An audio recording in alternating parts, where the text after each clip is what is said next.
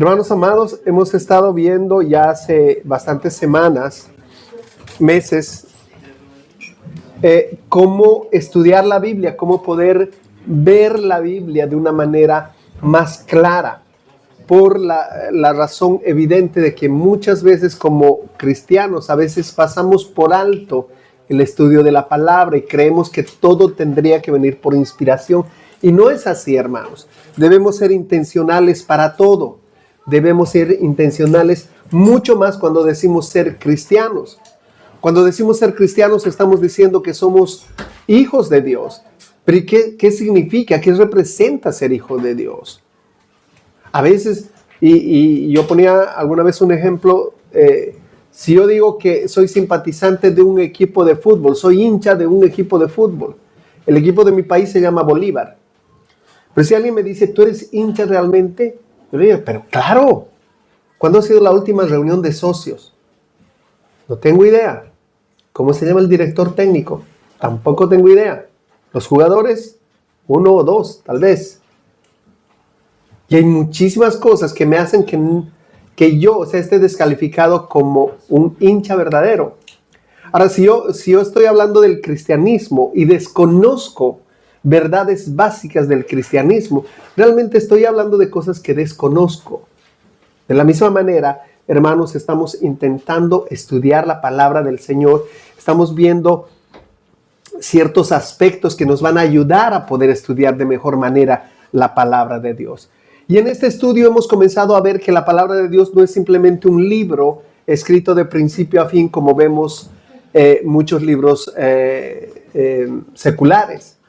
La Biblia tiene una diversidad de géneros, una diversidad de autores, tiene una diversidad de material que nosotros podemos sacar. Y en esta mañana, como ustedes ven en el afiche, vamos a ver acerca de Apocalipsis y la literatura poética. Pero vamos profética. Primero vamos a ver todo lo que podemos ver en los profetas. Vamos a comenzar con los profetas y luego vamos a acabar, no creo que nos dé la clase hoy, para acabar con la literatura apocalíptica, que no es simplemente Apocalipsis como tal. Entonces, hermanos, cuando la gente piensa en profecía, normalmente se pone a pensar o identifica la imagen de un chamán, de un vidente, de alguien que predice el futuro. Eso es profeta. Muchas veces nosotros incluso lo hemos relacionado de esa manera, pero no es la manera que la Biblia muestra a un profeta. ¿Quiénes eran los profetas? Y quiero darles un poquito del contexto histórico, valga el término, de quiénes eran los profetas.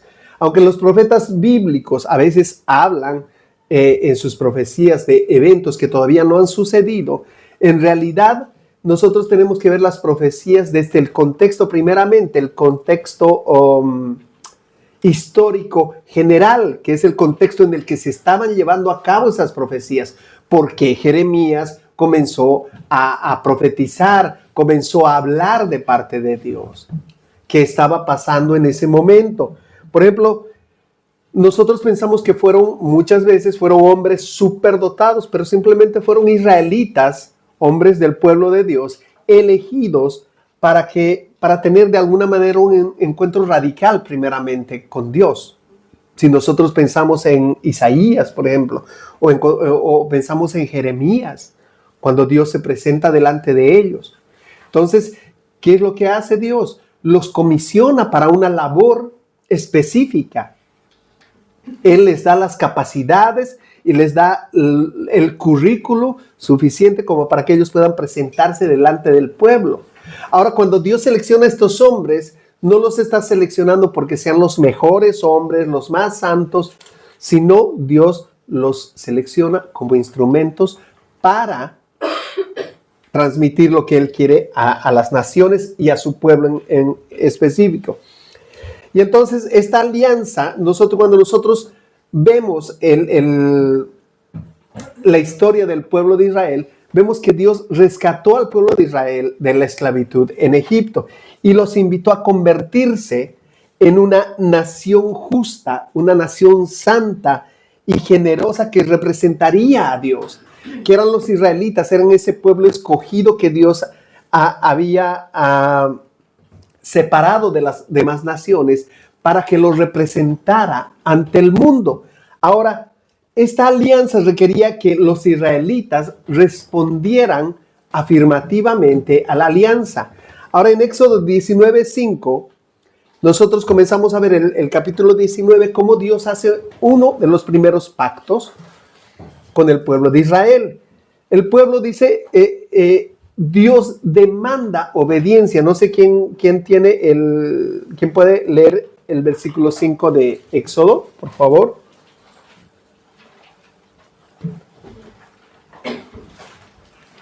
Éxodo 19:5.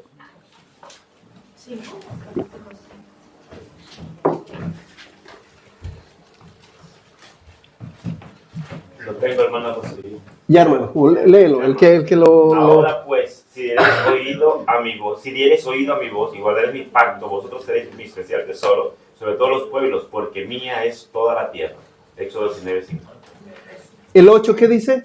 El 8 dice, y todo el pueblo respondió a una y dijeron, todo lo que Jehová ha dicho haremos. Y Moisés refirió a Jehová las palabras del pueblo.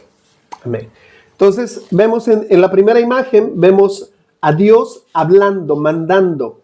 Dice, si ustedes obedecieren, seréis mi especial tesoro, van a ser mi especial tesoro, van a ser ese pueblo especial para mí. Entonces, ¿qué es lo que pasa? El pueblo, 3 versículos más abajo, dice, esto haremos. O sea, ahora, a este tipo de alianza se llama pacto en la Biblia. Y este pacto servía para separar, como les decía, a la nación de Israel de todas las demás naciones, convirtiéndola en el pueblo elegido de Dios o en el pueblo... Yo como a mí me sale. Ya, hermana, a ver. ¿Ya? Así que si ustedes me obedecen en todo y cumplen mi pacto, serán mi pueblo preferido entre todos los pueblos, pues toda la tierra me pertenece. Amén, hermana. Entonces, eso, vemos que este es un pacto condicional. Luego hemos hablado anteriormente de los pactos, pero luego vamos a volver a sacar un poquito de esto, de los pactos. Entonces, este es un pacto condicional que dice, yo los voy a bendecir siempre y cuando ustedes obedezcan lo que yo les estoy pidiendo. Hay pactos que son incondicionales. Dios promete ciertas cosas que no necesitan necesariamente una respuesta de los que van a ser beneficiarios de ese pacto. Así que aquí es donde los profetas llegaron para recordar a Israel su papel en la alianza. Entonces, ¿por qué surgieron los profetas? Los profetas surgieron en momentos en los que el pueblo de Israel había perdido totalmente el rumbo, se había desviado totalmente del pacto. Recordemos que si nosotros vemos la Biblia, vemos constantemente a Israel dándose la vuelta en contra de Dios, dándose la vuelta hacia dioses falsos, había idolatría, había un montón de cosas. Entonces, los profetas hicieron este reclamo de 3 maneras. Primero, acusaban constantemente a Israel de violar los términos del pacto. El pacto estaba hecho. El pueblo de Israel, aunque no hubiese sido el mismo pueblo, eso era transmitido de generación en generación. Entonces, ¿qué pasa? Los cargos usualmente incluían idolatría, alianzas con otras naciones. Ellos estaban prohibidos de aliarse con otras naciones y otros dioses. Permitían la injusticia en contra de los pobres. Entonces, ¿qué hacían los profetas? Reclamaban esto al pueblo. Reclamaban de una manera muchas veces airada. Los profetas, si nosotros vemos una imagen, los profetas eran como aquellos fiscales en un juicio que estaban acusando a aquellos que estaban en el estrado. Entonces, en segundo lugar, los profetas llamaban a Israel a arrepentirse. No simplemente se les recordaba lo que habían hecho. Y esto nosotros podemos encerrarlo como el llamado también al arrepentimiento. Los llamaban a arrepentirse, a que volvieran a los pactos antiguos que habían hecho sus padres. Entonces, y eso simplemente era lo mismo que nosotros conocemos como arrepentimiento, que es metanoia, dar la vuelta y comenzar a caminar en el otro sentido. Pero Israel y sus líderes, hermanos, nosotros vemos en la historia de Israel y sus líderes cambiaron todas las cosas. Incluso los sacerdotes, hay reclamos en contra de los sacerdotes, de los reyes, de aquellos que estaban en eminencia, no habían cumplido con ese pacto. Es más, hay muchos reyes en la historia de Israel que llevaron al pueblo de Dios a la idolatría. Y nosotros podemos ver esto en la historia. Y esto nos lleva a la tercera manera en que los profetas enfatizaron el pacto. Ellos anunciaron las consecuencias de quebrantar este pacto. Porque no simplemente ellos dijeron, esto va a pasar porque Dios está enojado, sino dijeron, estas consecuencias las van a sufrir ustedes. Y ahora nosotros tenemos que ver los profetas desde dos puntos de vista. Nosotros siempre hablamos de profetas pensando en profecías para el futuro, pero los profetas en sí están hablando muchas veces con visión al futuro, pero también mirando su propio presente. Ellos están demandando al pueblo de Israel que se arrepienta en ese momento. Ahora, la consecuencia que ellos están tratando es el exilio a Babilonia, por ejemplo. Ellos iban a ser castigados, siendo exiliados a Babilonia. Y esto fue demandado de los profetas. Esto dice el Señor. Esto era a lo que se referían muchas veces.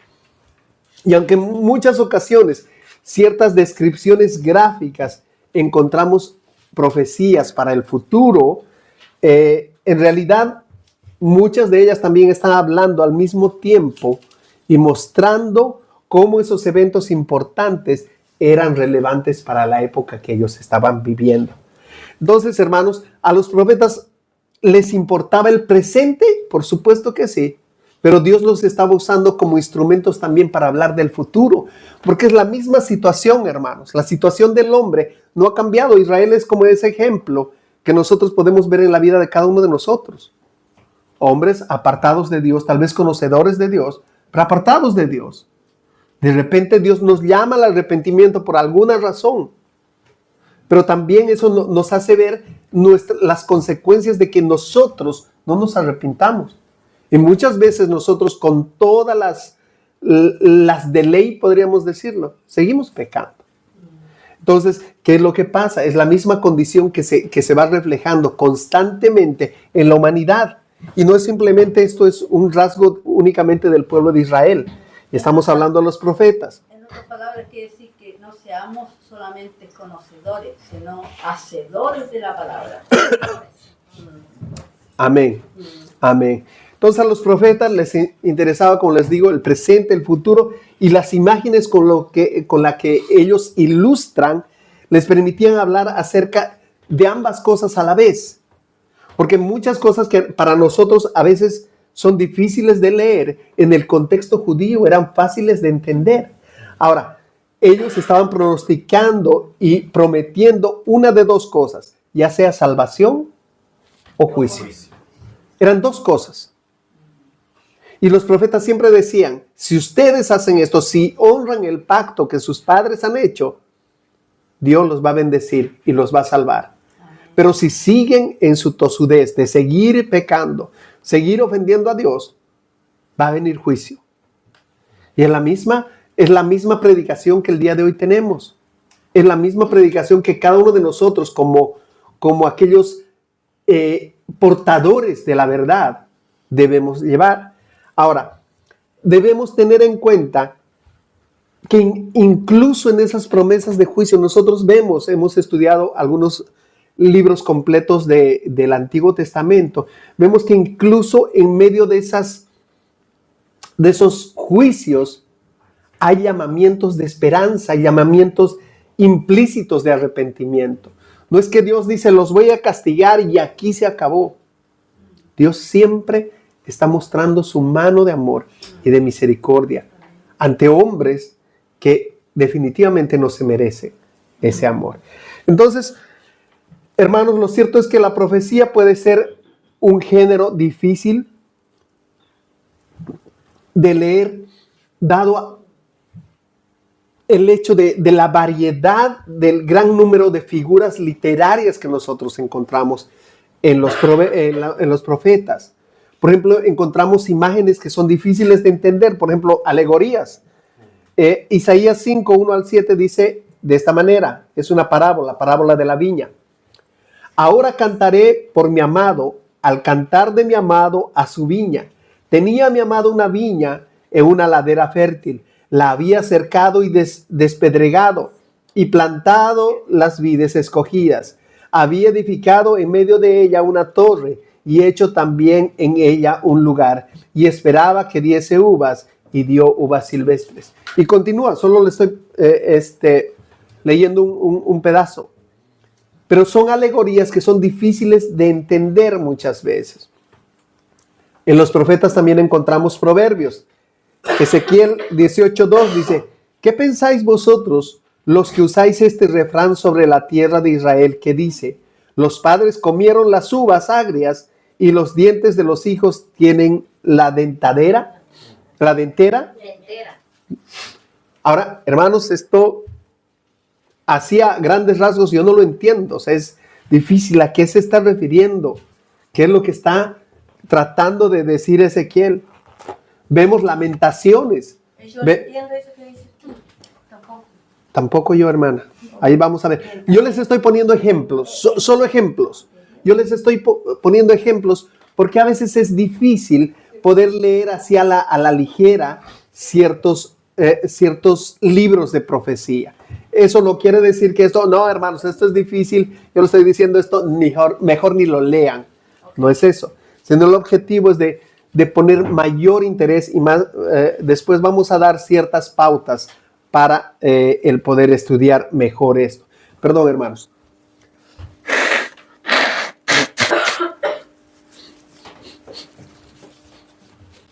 Hermanos, siento que el Señor me llama. No diga eso.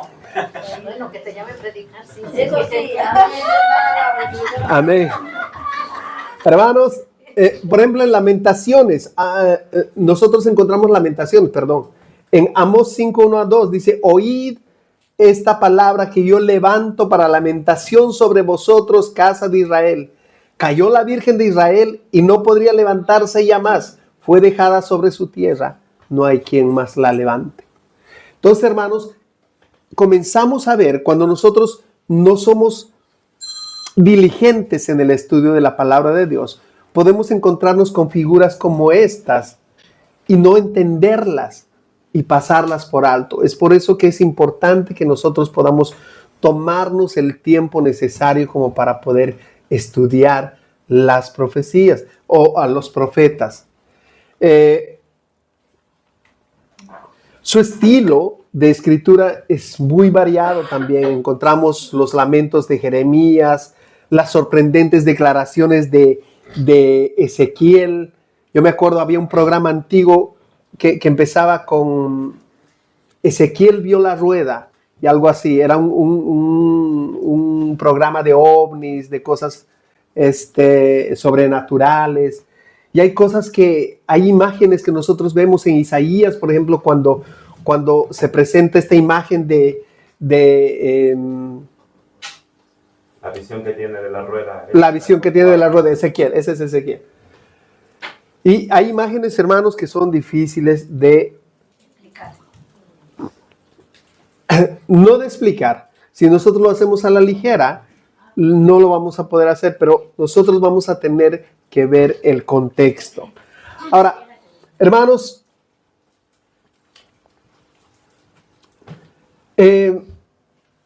hay algo que yo espero poderme hacer entender. Muchas veces, como yo les decía, los profetas estaban hablando para ese propio tiempo. Perdón, hermanos, esta vez sí yo. Esta vez no es el hermano Daniel, soy yo. Esa es la menopausia, hermano. No, el hermano. Ya, hermanos. Permíteme decir una cosa. Respecto a los profetas, ahí es curioso ver cómo la imagen del profeta ha cambiado por completo, ¿no? Pero me llamó mucho la atención siempre que en el Antiguo Testamento el profeta era llamado a dar una voz de Dios, pero también tenía que ser probado. Y lo que dice el Deuteronomio 13 dice, aquel profeta que no sea probado y que no dé, que muera si te lleva a desviarte, ¿no? Y hoy en día el mal llamado profeta es cualquiera, y cualquiera se levanta y dice, Dios me dijo esto, Dios me dijo aquello. Pero si cumpliéramos lo que la ley dice realmente, el profeta debe de ser puesto a prueba, y si no se cumple lo que ha dicho el profeta, debería de ser digno de muerte. Por eso el profeta no era cualquier cosa, el profeta no era cualquier, yo quiero ser profeta.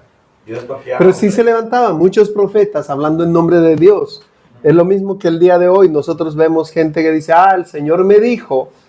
Pero hermanos, nosotros, y somos muy enfáticos en este sentido. El Señor te dijo, ok, ¿en qué versículo y en qué capítulo está lo que el Señor te dijo? Sí, porque solo habla. Porque alguien decía a manera de broma, pues que el Señor te haya hablado, puede ser que te hayas comido un taco que te cayó súper mal y sentiste que el Señor te habló. Porque a veces el Señor nos habla también con la palabra bíblica. La palabra de Dios es la que...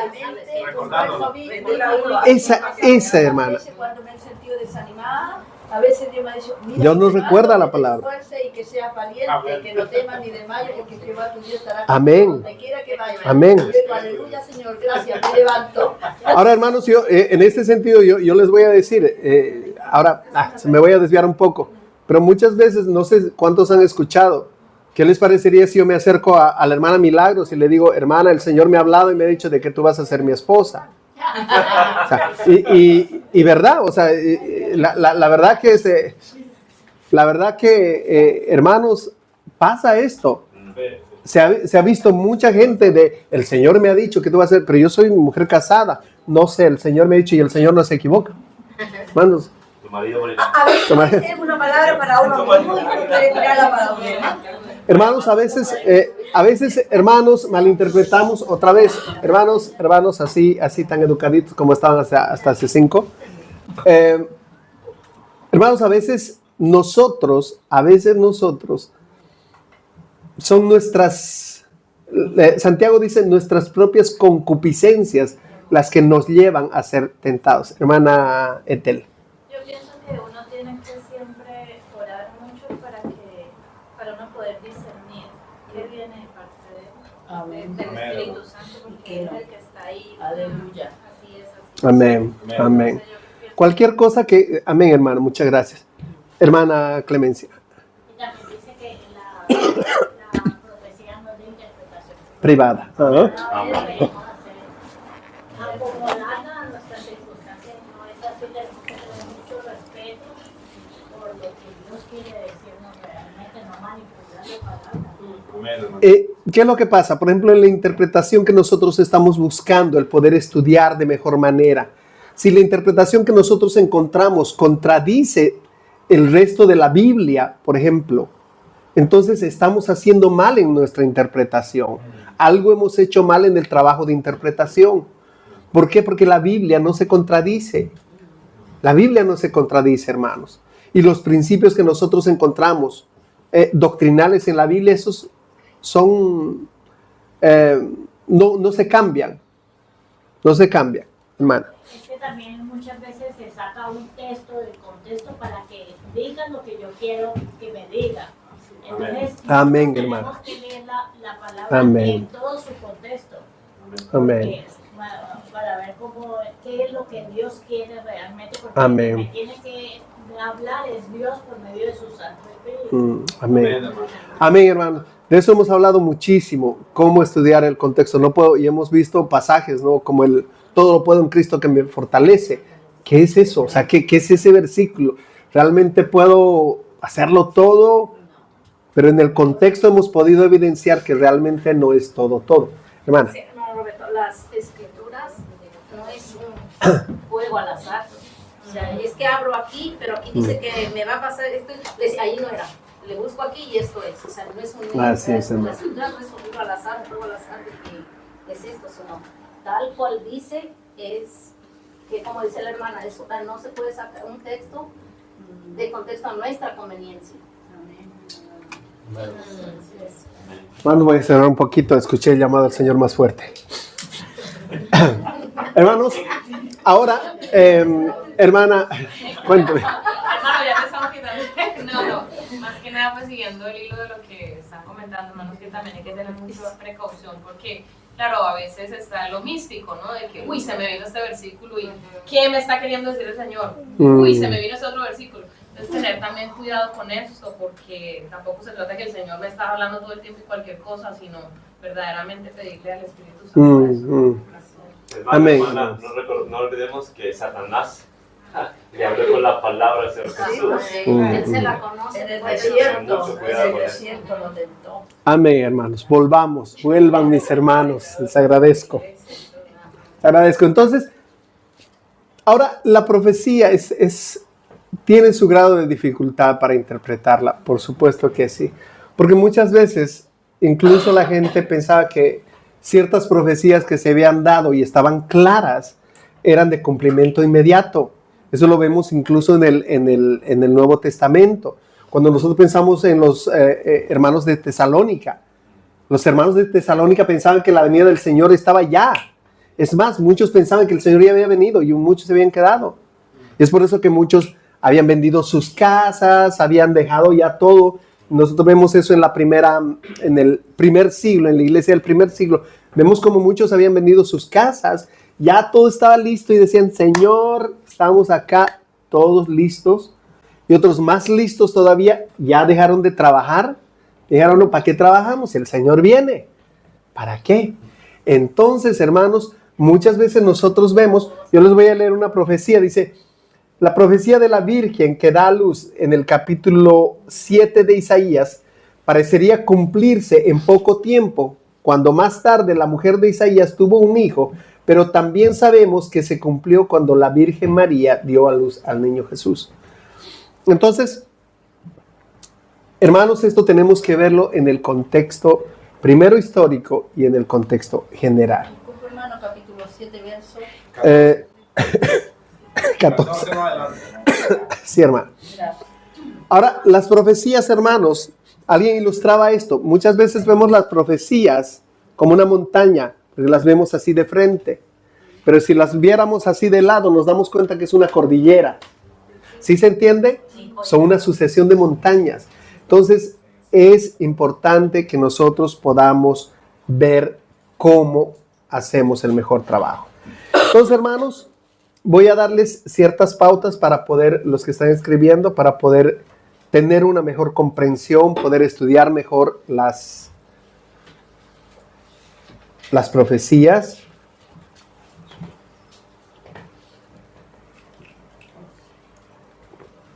Número 1, discierne el contexto inmediato. Es importante que nosotros podamos buscar la estructura y la corriente del libro. ¿Qué está tratando de hacer este libro? Cómo el autor ha organizado el libro de tal manera que se pueda leer.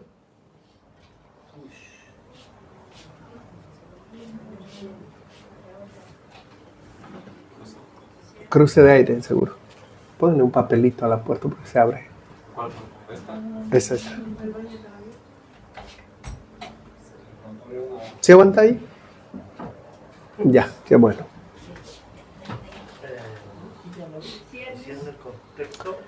Discierne el contexto inmediato. ¿Qué queremos decir con esto? El contexto inmediato. ¿Cuál es la estructura, la corriente del libro? ¿Qué está pasando en el tiempo que se está escribiendo esta profecía? Ahora, el autor tenía una idea, el autor tenía algo en mente, algo que el Señor le había demandado, que estaba pasando en ese momento. Hermanos, no nos olvidemos que a veces leemos en el libro de Reyes, el rey Usías, por ejemplo, y había un profeta justamente en este tiempo, pero parece que el profeta comenzó a escribir 500 años después y no es así. Los libros no están seleccionados de esa manera. Murió tal profeta y luego nació uno, pasaron 40 años y comenzó a profetizar. No es así. Entonces, ese es otro punto que tenemos que tomar en cuenta. ¿Es el número 2? No, era simplemente un comentario. Entonces, el autor tenía un propósito. Dios tenía un propósito a través del autor del libro de mostrar algo que estaba pasando. Punto número 2, discierne la clase de profecía que se está diciendo. Ahora, ¿cuál es el énfasis que está poniendo el autor? ¿Es un juicio que está emitiendo? ¿Es una profecía de salvación? Es una profecía de arrepentimiento. Eso nos va a ayudar a entender mejor de qué estamos hablando. Una pregunta. Lo que he dicho antes no me quedó muy claro. Has dicho que no iba cronológicamente los profetas, sino que puede haber dos profetas en el mismo tiempo. Es lo que me quieres decir. Eso es. ¿No habían dos en el mismo tiempo? Sí, sí había. Sí. Sí, o sea, podrían haber dos profetas, o sea, no van cronológicamente, no es que muere uno, nace otro, sino que en ese tiempo podría haber dos. Nosotros leemos... Los dos no se contradicen. No. A lo que me refiero, ese era simplemente un comentario. Es que a veces nosotros pensamos que la Biblia ha sido escrita así cronológicamente y venimos de aquí hasta el final. Y no es así. Muchas veces en el caso de los profetas, había profetas que estaban profetizando en un lugar y otros profetas que estaban en otro lugar. A eso me refiero. ¿Sí? Estamos. Porque por eso hizo los discípulos, ¿no? Para que pudieran ir a predicar. Bueno, eso ya es más adelante, hermana. Estamos todavía está profetizando, hermana. Se está adelantando. Hermano, ¿puedes repetir el número 2? El número 2. Discierne la clase de profecía que se está empleando. Cuando nosotros vemos el énfasis de la estructura que ha hecho el profeta, podemos ver si es una profecía de juicio, una profecía de salvación u otro tipo de profecía también. ¿Y esta profecía de visión del futuro, qué tipo de profecía es? ¿Entra también aquí? A ver, ahí voy.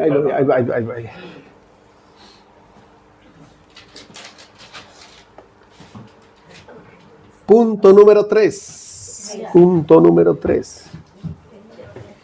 Es importante estudiar el balance entre lo histórico, lo que es una declaración, y lo predictivo, lo que es una predicción a futuro. Perdón, ¿es importante qué? Es importante estudiar el balance entre lo histórico y lo predictivo. Y lo Predictivo o lo futuro.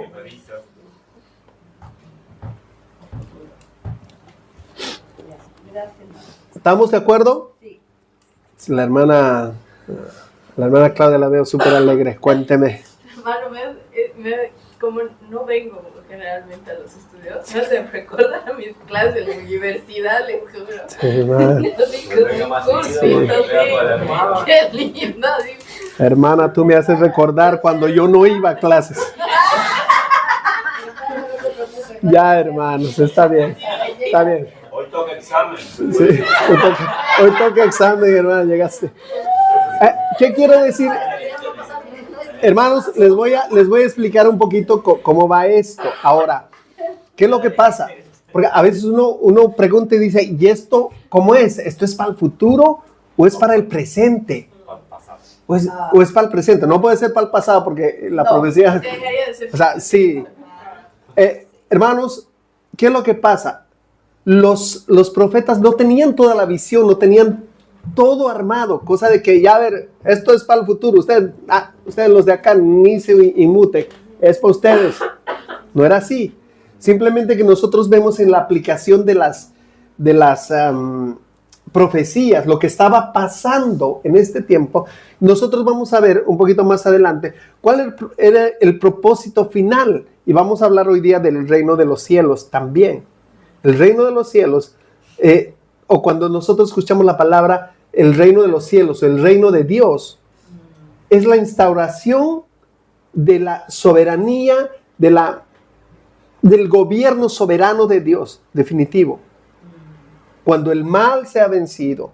Y ese es el propósito también de los profetas, de que el pueblo de Dios se arrepienta y vuelva a los caminos de Dios. Siempre ha sido ese. Pero va a haber un final, va a haber un juicio. Y eso es inevitable. En el caso de los israelitas, ellos fueron llevados cautivos a Babilonia. Fueron cautivos por los persas. Estuvieron bajo el yugo de Roma. Recuerden en el tiempo de Jesús. Y hasta 1948 volvieron a ser una nación. Imagínense, pasaron casi 2000 años en que ellos estuvieron como errantes. Y fue un castigo de parte del Señor. Y hermanos, Dios, aún en el castigo, Dios honró su pacto con Abraham. Prosperó. Hermanos, yo creo que no conozco un judío, conozco varios, no conozco un judío pobre. Dios los ha prosperado siempre. En donde los ha puesto, los ha prosperado siempre. Si uno ve estas películas o estos documentales de la Segunda Guerra Mundial, o sea, eran hombres prósperos, donde se asentaban eran hombres prósperos. Hermanos, en este detalle nosotros podemos ver el cumplimiento, en estos detalles podemos ver el cumplimiento de las cosas que estaban pasando, pero las cosas que también están por venir. Número 4, ¿estamos en el 4? ¿Sí? ¿Cómo influye el contexto, el significado de este pasaje? Hay que tener en cuenta, contexto literario, cómo influye el contexto en nuestro estudio.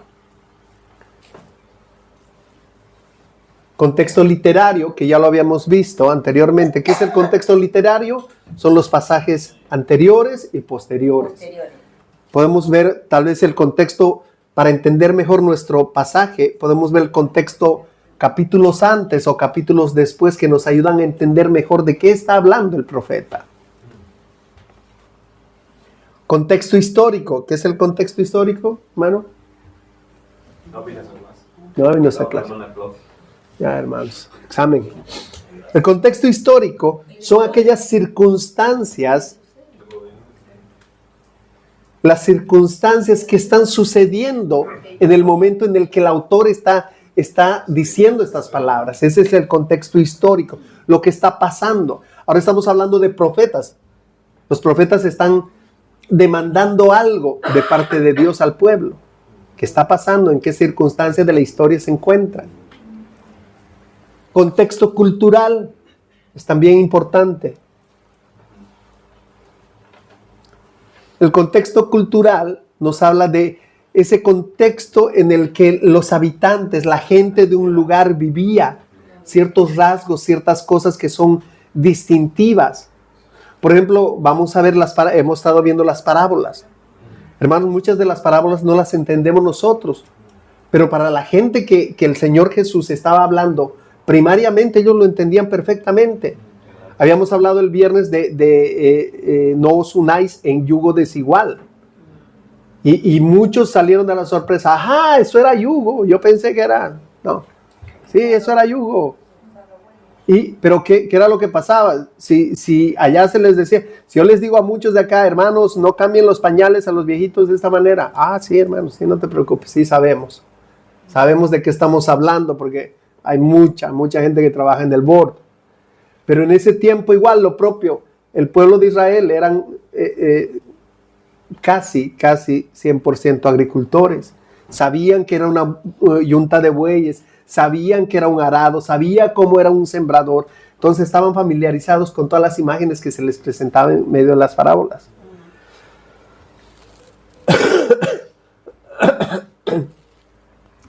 Importante también tomar en cuenta el contexto bíblico. Ahora nosotros podemos estudiar, hermanos, esto de diferente manera. En cambio, las personas que estaban recibiendo primariamente las profecías, tal vez no tenían muy claras ciertas cosas. Pero nosotros sí. ¿Qué estamos diciendo con el contexto bíblico? Citas, alusiones, conexiones históricas con otros libros que el autor esté citando. Por ejemplo, cuando nosotros vemos, esto sí yo lo he leído también en este otro libro. Y esto está diciendo por esta situación. ¿Qué conexión tiene? Por ejemplo, nosotros vemos en el libro de Mateo muchas citas de parte del Señor Jesús que hacen alusión al Antiguo Testamento, a profecías de Isaías, por ejemplo, nosotros vemos. ¿Perdón? Alusiones, o sea, referencias. No son tanto concordancias, sino, por ejemplo, yo puedo hablar, les estoy hablando y como dice el autor tantos, y cito textualmente lo que ese autor había dicho. ¿Sí me dejo entender? Ahora, hermanos, como les había dicho al principio, en las profecías nosotros vamos a encontrar mucho lenguaje figurado, mucho lenguaje de narrativa, mucho lenguaje de discurso. Y es importante, al principio de nuestro estudio hemos visto qué era un discurso, qué es un discurso, qué es una narrativa. Y hemos visto cómo poder diferenciar esto, qué parte es poética. Ajá, esto es parte de poesía, porque esa es la particularidad de los profetas. Hermanos, hay mucha variedad de estos géneros, como narrativa, como discurso, como poesía también. Entonces, hermanos, esto yo creo que hasta aquí nos quedamos y la siguiente semana estaríamos viendo lo que es la literatura apocalíptica. Perdón, hoy día estoy con la lengua trabada. ¿Alguna pregunta más de las preguntas que han hecho? Hermana Clemencia, dele. Es que estaba acordándome del libro de Daniel, cuando el Señor le estaba mostrando lo que sería a futuro, ¿no? Y él narraba de que en los últimos tiempos pues, la gente andaría de aquí para allá, de que la ciencia aumentaría y todo eso. Y yo me imagino que él en su mente diría, pero ¿cómo se dan estas cosas? Porque imagina que en ese tiempo no había transporte como el que vemos hoy. Y tan así es que como que él se estaba angustiando de la necesidad de entender, comprender. Y el Señor le dice, anda Daniel, cierra esa profecía porque esto es para el tiempo del fin. Y entonces vemos cómo se compagina Daniel con Apocalipsis, ¿no? Amén, amén. Daniel y Apocalipsis son los libros apocalípticos, por decirlo así. Gracias, hermana, por el aporte. Muy bueno. Perdón, hermana, un apunte antes que se me termine la materia gris, hermanos, porque estoy como esté. Otra vez te llamó el Señor, no. No, porque me ando sonando la nariz y parece que me viene desde el cerebro, hermanos, perdón. Hermanos, cada vez que nosotros vemos, como decía la hermana Clemencia, debemos ver esto en ese contexto, pero es importante, hermanos, que en cada una de estas cosas también podamos ubicar cómo estos textos se ubican en la historia redentora. Porque no nos olvidemos que gran parte de lo que dijeron los profetas se cumplió con la venida de Cristo. Gran parte. Ahora, hay cientos de referencias que nos muestran a Cristo. Y no debemos olvidarnos, y vamos a acabar, Dios mediante, en 2 clases más, vamos a acabar con este estudio, con este grupo de estudios que hemos venido realizando. ¿Cómo ver a Cristo en la Biblia? Esto es súper importante, porque sí puedo saber de género, sí puedo saber de muchísimas cosas. Pero no nos olvidemos que la Biblia nos cuenta una historia. Una historia. La historia de redención a través del sacrificio de Cristo en la cruz del Calvario. Amén. Hermanos, ¿algo más que quieran aportar? Hermana Marcela, cuéntenos. Hermano, una pregunta. De repente, si pudiera ser posible el próximo domingo, ¿tú nos podrías como dar un ejemplo? Que hemos hablado de distintos contextos y de pronto, pero para ustedes, los varones que también están muy entendidos y estudian mucho la palabra, de pronto es algo muy común y muy normal y ya lo saben hacer. Pero de pronto los hermanos necesitamos ver un poquito más cómo se puede ejemplificar esto un poco más. Bueno, este sería el social, este sería el cultural, el histórico, como de ver un poquito más sencillo, más corto. Amén, amén. Tienes razón, hermano.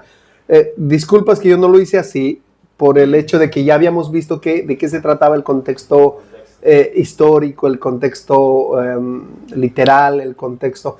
Hemos visto ya anteriormente, yo no lo quise hacer así para no redundar, digamos, en lo que hemos visto, pero tienes razón, así para que nosotros podamos ubicar. Tienes razón. Compromiso. Hermana, tú te comprometes a venir todos los domingos. Gracias, mi hermana. Hermano, ¿todas las profecías eran misiones? ¿Todas las profecías son? ¿Eran misiones? No eran visiones. Si tú lees las profecías, eran mandatos de parte del Señor. El Señor decía, ve y habla. Por ejemplo, Jeremías tiene muchos encuentros con Dios. Ve y habla y declárales esto.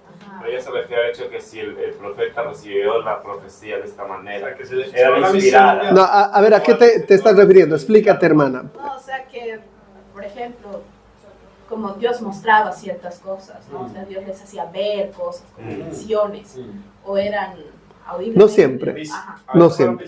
No siempre. Por eso, no siempre. A veces eran visiones, pero a veces era Dios mandándoles de manera directa. Hermano, ¿me permitas? Sí, hermano. Tomando el contexto de lo que acabas de decir respecto al Señor Jesús, Mire, me encanta mucho el libro de Pedro cuando dice, el apóstol Pedro diciendo, tenemos también la palabra profética más segura, a la cual hacéis bien en estar atentos como una antorcha que alumbra el lugar oscuro, hasta que el día esclarezca y la luz de la mañana salga de sus corazones. Entendiendo primero esto, no profecía de escritura interpretación privada, porque nunca la profecía fue traída por voluntad humana, sino que los santos hombres de Dios hablaron siendo inspirados por el Espíritu Santo. Amén. Porque al final de todo esto es justamente eso, es poder ver a Cristo. Y si nos atoramos de alguna profecía, si en su vida privada se atora en una parte de la Biblia, nunca se olvide que Cristo es la luz y que a él tenemos que llegar independientemente, porque hay mucha gente que terminaba perdida. Hay mucha gente que empezó estudiando profecía y terminó con los extraterrestres. Entonces, tengamos mucho cuidado con eso y nunca olvidemos de esto, de que al final de todo es Cristo Jesús. Pensando en visiones. Empiezan de visiones. Sí. Las visiones eran de noche. Si ahora sí vengo yo. Venga, hermana, venga. Pero venga más seguido, ¿no? Lo que también quiero responderle a la hermana Claudia por lo que ella preguntó. Esto a mí me queda poncho, yo lo dije hace tiempo, ¿no? Defina poncho. Corto. No, que me queda grande. Grande. Todo esto de poesía, de narrativa, yo lo dije desde anterior. Pero si uno viene y viene realmente aquí a escuchar la enseñanza, a mí cada vez me va quedando un poquito más claro. Qué bueno, hermano. Porque si yo falto, por supuesto que después no voy a entender de lo que están hablando.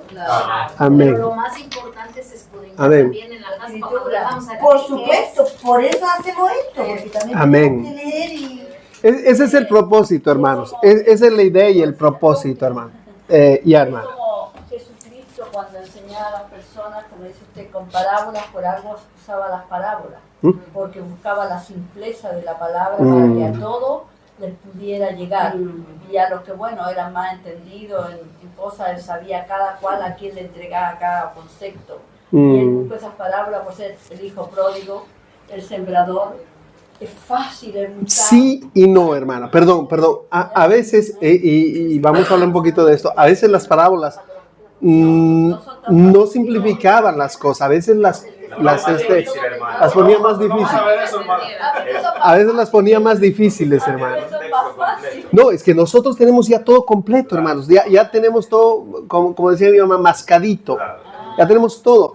Entonces, si yo, por ejemplo, vengo y les cuento una historia así súper fantástica, muchos dirán, ajá, ok, y no, eso nomás ahí, ya hermanos, gracias por hoy, pum, adiós.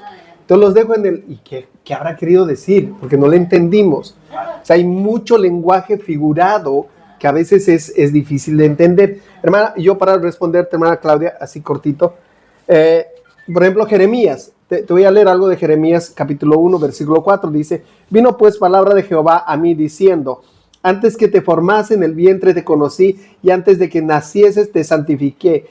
Te di por profeta a las naciones. Y yo dije, Jehová, Jehová, he aquí, no sé hablar porque soy niño. Y me dijo Jehová, no digas soy niño, porque a todo lo que te envíe irás tú y dirás todo lo que yo te mande. Ahora, hermanos, acá no... ¿Cómo podemos interpretar esto? ¿Será que el Señor, o sea, parecería un diálogo, ¿sí? Parecería un diálogo. El Señor dijo algo, Jeremías respondió otra cosa y el Señor le dijo, no digas esto. Entonces, ¿cómo interpretamos esto? ¿Será que él se lo soñó? No, yo creo que es un diálogo. Es un diálogo. Ahora, más abajo, seguimos. Y extendió Jehová su mano y me tocó la boca y me dijo Jehová, he aquí he puesto mis palabras en tu boca. Gracias, hermano. Mira que te he puesto en este día sobre naciones y sobre reinos para arrancar, para destruir, para arruinar, para derribar, para edificar y para plantar. La palabra de Jehová, y estamos leyendo de corrido, la palabra de Jehová vino a mí diciendo, ¿qué ves tú, Jeremías? Y dije, veo una vara de almendro. Y me dijo Jehová, bien has visto, porque yo apresuro mi palabra para ponerla por obra. Vino a mí palabra de Jehová por segunda vez diciendo, ¿qué ves tú? Y dije, veo una olla que hierve y su faz que está hacia el norte. Y me dijo Jehová, del norte se soltará. Y esta parte que, ¿será que es una conversación o cómo lo vemos? Una imagen. Es una imagen. Ahí, mira, en esto que está hablando es, bueno, no vamos a entrar a ese punto, pero ahí, por ejemplo, ahí, tú sabes que hay muchos estudios que dicen que es Jesús hablándole. ¿Cómo? Que la palabra que tiene aquí, si tú ves la palabra... Pero bueno, es otro tema. Pero en ese... No te entendí, hermano, ya, perdón. Ya, ok, no entendí, perdón. No me pongas a la iglesia. No traigas confusión aquí a la iglesia. No traigas confusión a la iglesia. Hermanos, o sea, como respuesta, perdón, hermanos, el contexto que hemos hecho, hemos leído de corrido y hemos visto que hay una parte que es un diálogo, ¿sí? El Señor le dice algo y Jeremías responde. El Señor le vuelve a decir algo y Jeremías responde. Pero de repente, dice, y vino palabra de Jehová por segunda vez y me dijo, ¿qué ves? De una olla hirviendo con dirección al norte. Ahora, ¿eso será que es una conversación? ¿El Señor le puso una olla ahí? Muy posiblemente esto sea una visión, pero nos va a ayudar a entender el poder leer con calma. Si se dan cuenta, o sea, no puedo decir, no, esto es una visión. No puedo decir, no, esto están hablando el Señor y Jeremías así. Uno leyendo con calma, viendo el contexto. Otra vez, hermanos, quiero ser reiterativo en esto. Hermanos, hay versiones que a veces nos van a ayudar mejor a poder entender. Hoy tenemos tanta herramienta. Yo les digo, yo uso esa Your Version. Tú apretas un versículo, remarcas un versículo y tú puedes comparar en diferentes versiones. ¿Qué quiere decir ese versículo? Y hay versiones que tienen lenguaje mucho más sencillo que me ayudan a entender. Están hablando así de frente. No, esto es una visión. Me pueden dar muchísima más luz. Hermanos, no se olviden que el estudio, y otra vez me voy a reiterar al principio de nuestro estudio, el estudio de la Biblia requiere tiempo, como todo. Hermana, tú eres abogada. Hermanos, la hermana Marcela es maestra. Pero yo les puedo asegurar, hermanos, que a ninguno se nos ha sido fácil. A ninguno se nos ha hecho fácil. Yo he estudiado para auxiliar de enfermería.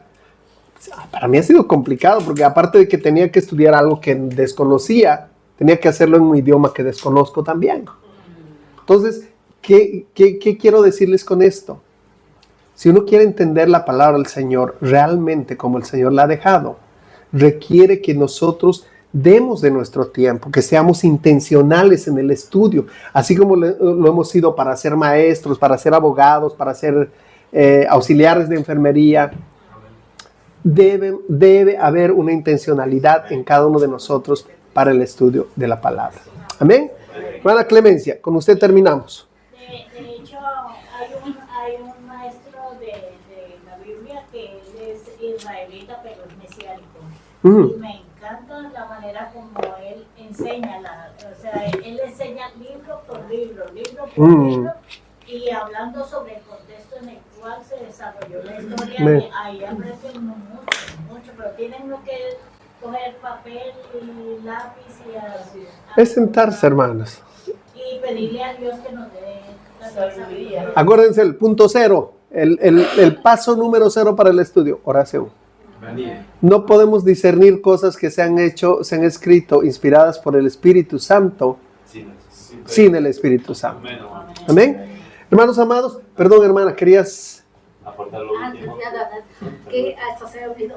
No, de que tú dices, por ejemplo, esto por estar con la intención. No, o sea, todo lo que dijeron, es a la mejor cuando tú dices, no estamos contando y eso es como, estoy perdida. Pero lo que no se nos olvide, que sea la profesión que tú tengas, no que sea nada que ver con las escrituras. La escritura es espiritual. Es totalmente espiritual. Tú puedes tener las maestrías de esto, es totalmente ignorancia a las escrituras. Amén. Las escrituras son las escrituras, amén. Es espiritual lo que ahí tenemos. No, simplemente yo puse el ejemplo, solo para aclaración, puse el ejemplo de que si para nuestras carreras seculares le ponemos interés y le ponemos empeño y buscamos y estamos, ¿por qué no? O sea, ¿cuánto más no deberíamos estar con esto? Amén. Amén, hermanos. Nos ponemos de pie ya que no hay más preguntas, y si hay hermanos, guárdenlas.